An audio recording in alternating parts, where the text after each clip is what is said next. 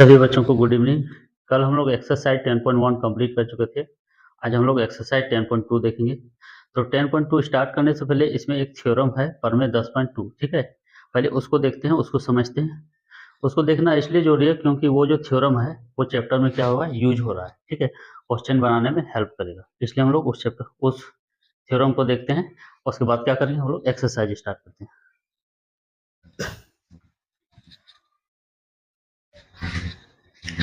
तो ये है हम लोग का थ्योरम 10.2। क्या बोल रहा है, बाह्य बिंदु से वृत्त पर खींची गई स्पर्श रेखाओं की लंबाई। कहने का मतलब ये थ्योरम जो बोल रहा है कि ये वो एक वृत्त है। क्या है, ये एक वृत्त है, ठीक है। ये एक वृत्त है और बाह्य बिंदु से हम लोग क्या करते हैं, एक बाह्य बिंदु ये है, ठीक है। इससे जो है हम लोग स्पर्श रेखा खींच रहे हैं। क्या कर रहे हैं, स्पर्श रेखा खींच रहे हैं। तो मान लेते हैं ये है P, ये है Q और ये है R, ठीक है। इसका सेंटर मान लेते हैं O। क्वेश्चन बन रहा है कि किसी बाह्य बिंदु पे हम लोग वृत्त पर स्पर्श रेखा खींचे, एक स्पर्श रेखा खींचे PQ और दूसरा स्पर्श रेखा खींचे QR। बोलता है प्रूव करके बताइए कि ये PQ और QR क्या होगा, बराबर होगा, ठीक है। तो हम लोग कैसे प्रूव करेंगे, ठीक है। सबसे पहले हम लोग क्या करेंगे, थ्योरम को हम लोग लिखते हैं। क्या दिया है मेरे पास, दिया है, ठीक है। क्या दिया है, O केंद्र का वृत्त है तथा PQ और PR वृत्त की दो स्पर्श रेखा। कुछ नहीं लिखे, क्या लिखे, ओ केंद्र का एक वृत्त है और पी क्यू और पी आर क्या है, वृत्त का दो स्पर्श रेखा है, ठीक है। हमको क्या प्रूफ करने बोल रहा है, हमको प्रूफ करने बोल रहा है, यानी सिद्ध करना है, सिद्ध करना है। क्या बोल रहा है, दोनों स्पर्श रेखा की लंबाई बराबर होगा, यानी ये और ये पी क्यू बराबर क्या सिद्ध करना है, पी आर, ठीक है। चलिए हम लोग पहले एक रचना करते हैं। क्या करते हैं, रचना। प्रूफ करने के लिए हम लोग क्या करते हैं, एक रचना करते हैं। रचना का मतलब होता है क्वेश्चन जो दिया है उसके बाद अपने से हम लोग जो ड्रॉ करते हैं। क्या ड्रॉ करते हैं, हम लोग इसको मिला देते हैं इस तरह, ठीक है।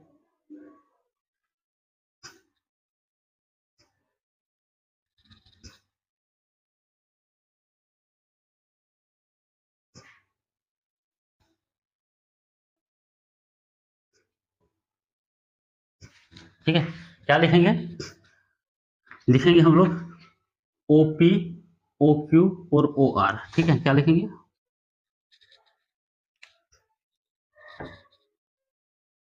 OP, ठीक है, कोमा OQ तथा OR को मिलेगा, ठीक है। यहाँ जो क्वेश्चन में था वो लिखे दिया है, सिद्ध जो करना है उसको लिखे। नेक्स्ट क्या लिखे, रचना जो हम लोग किए। अब हम लोग क्या करते हैं, इसको प्रूव करते हैं। प्रूफ यानी हम लोग इसको क्या दे रहे हैं, एक प्रमाण दे रहे हैं, ठीक है। प्रूफ करने का कैसे प्रूफ करते हैं, ठीक है। तो यहाँ हम लोग देख रहे हैं दो त्रिभुज बन रहा है। कितना त्रिभुज बन रहा है, एक त्रिभुज बन रहा है POQ, एक दूसरा त्रिभुज बन रहा है POR। ऐसे भी लिख सकते हैं PQO और PRO, ये भी लिख सकते हैं हम लोग, ठीक है। तो हम लोग एक चीज जानते हैं कि ये एक स्पर्श रेखा है, ये एक स्पर्श रेखा है। ये क्या होता है, त्रिज्या पे क्या होता है, लंब होता है। यानी यहाँ जो एंगल बन रहा है ये कितना बन रहा है, 90 डिग्री। और ये भी ये है, ये भी एक क्या है, स्पर्श रेखा है।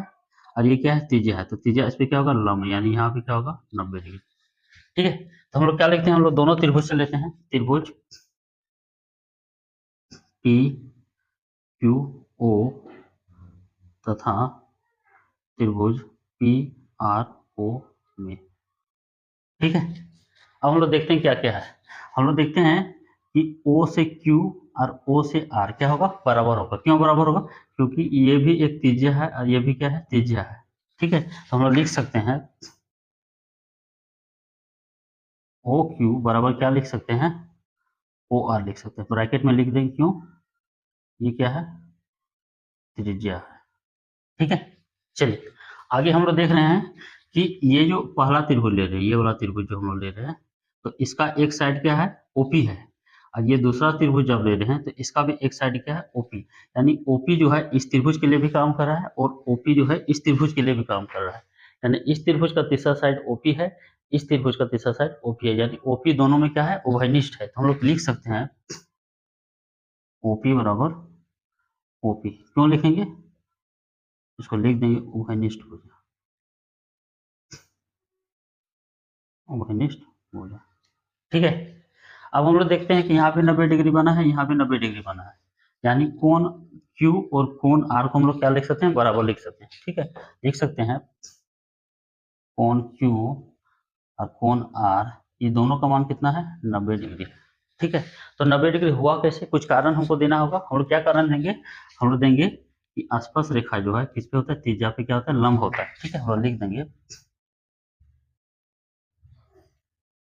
आसपास रेखा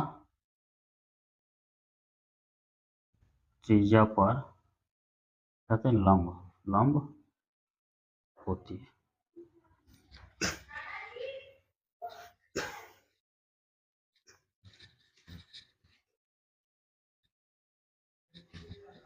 तो हम लोग क्या देख रहे हैं, हम लोग यहाँ पे देख रहे हैं कि यहाँ पे दो त्रिभुज है, ये है एक त्रिभुज, ये है दूसरा त्रिभुज। दोनों त्रिभुज में क्या सिमिलरिटी आ रहा है, सिमिलरिटी आ रहा है कि इस त्रिभुज का एक साइड और दूसरा साइड और ये एंगल क्या है, बराबर है। यानी इस त्रिभुज का दो साइड और इस त्रिभुज का दो साइड आपस में बराबर है, और इसका एक एंगल और इसका एक एंगल क्या है, आपस में बराबर है। जब इस तरह बराबर हो जाता है तो उसको हम लोग लिख सकते हैं, क्या लिख सकते हैं, त्रिभुज, कौन सा त्रिभुज ले रहे हैं, पी क्यू ओ और पी आर, त्रिभुज पी क्यू ओ, ठीक है, सर्वांशम होगा त्रिभुज पी आर ओ। ठीक है, तो किस मेथड से सर्वांशम होगा, इसको लिख देंगे आर एच एस सर्वांग समता से। ठीक है,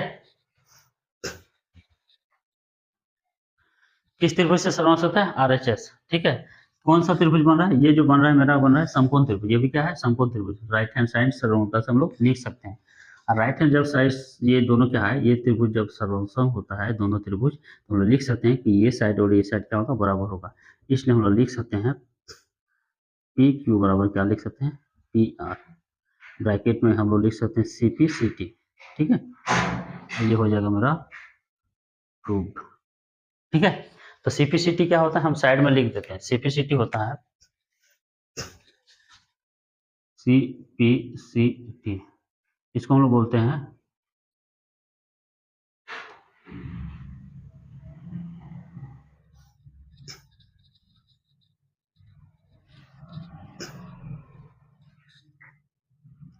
सीपीसीटी। इसको बोलते हैं, सी से होता है कोरस्पॉन्डिंग, कोरस्पॉन्डिंग, ठीक है, पार्ट ऑफ कॉन्ग्रुएंट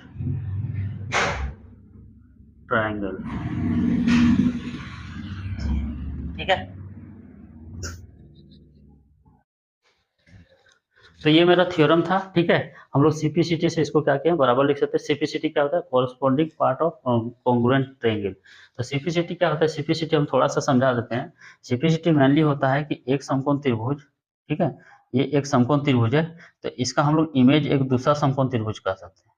जैसे ये त्रिभुज है ए बी सी और ये त्रिभुज है पी क्यू आर, तो हम मान सकते हैं कि ये पी क्यू आर जो है इसका क्या है, इसका इमेज है, क्या है, इमेज है। ठीक है, अब जब इमेज होता है तो साइड साइड जितना भी साइड है, ये साइड ये साइड ये साइड ये साइड, जितना भी कोरस्पॉन्डिंग साइड होता है, ये साइड क्या होता है, बराबर होता है। यानी एक त्रिभुज का कोरस्पॉन्डिंग दूसरे त्रिभुज का जो साइड होता है वो क्या होता है, बराबर होता है। ठीक है, तो इसको हम लोग क्या किए, प्रूव कर दिए। अब हम लोग क्या कहते हैं, चैप्टर की ओर चलते हैं, देखते हैं 10.2 चैप्टर क्या है।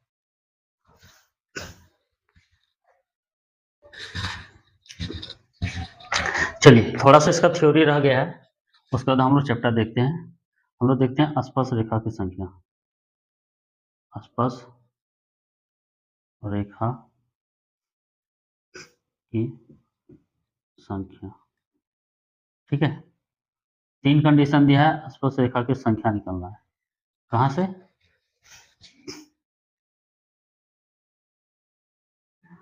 एक बिंदु से। हम लोग बात करेंगे कितना बिंदु का, एक बिंदु से। तो एक बिंदु से कितना स्पर्शरेखा हम लोग खींच सकते हैं, ठीक है। तो हम लोग देखते हैं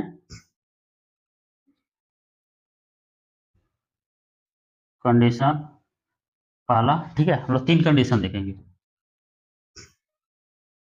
कंडीशन टू, एक तीसरा कंडीशन है कंडीशन